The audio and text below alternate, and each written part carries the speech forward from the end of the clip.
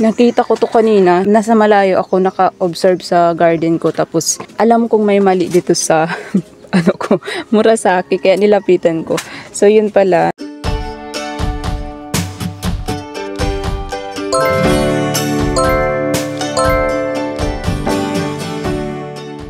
Hindi na siya kinaya nitong stick. Yan, hindi ko kasi ito binaon masyado guys. Ipugot ko na lang siguro to ngayon guys. Tirahan ko lang siya ng isang sanga siguro. Para hindi na siya mabigatan. Baka sakali din na magbigay ng baby kapag pinugot ko siya. Sobrang bigat talaga kasi ng head nito. Hala, hindi kaya.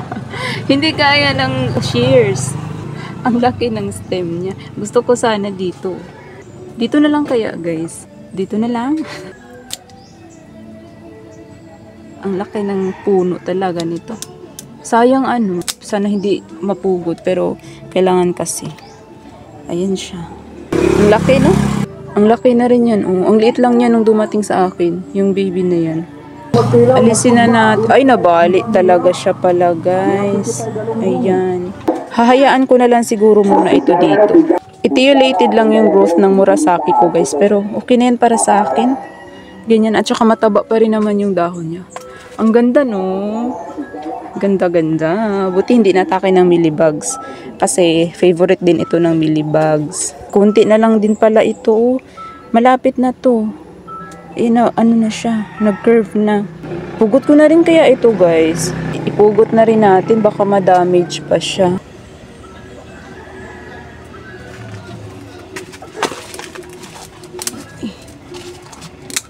Ayan.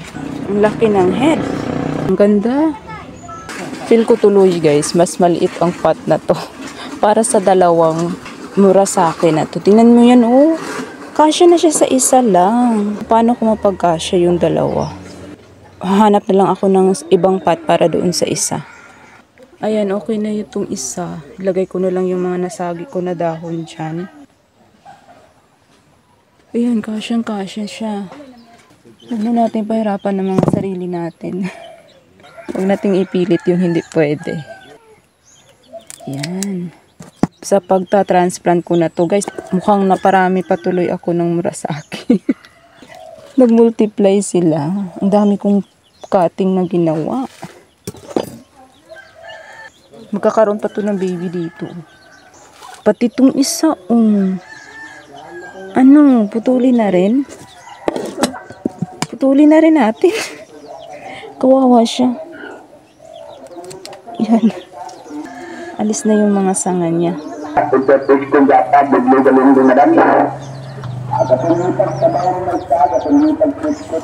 Lagay ko lang siguro ito muna dyan sa gilid niya. Ang laki nito.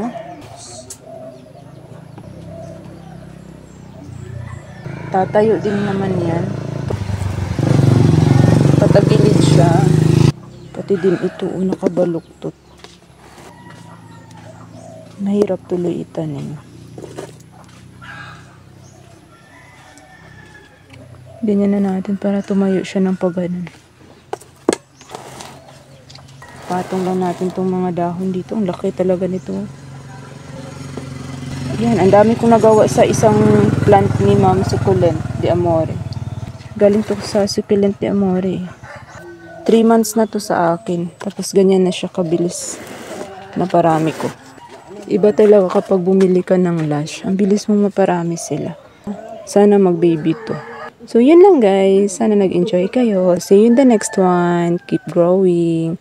Like and subscribe everyone. Luma ko na Murasaki. Tumataba na rin. Mga leaf propagate sa ilalim. Ang bilis. Lalo na yun. Depende talaga sa soil. At saka sa panahon. Kasi medyo malamig. Kaya naganahan silang lumaki.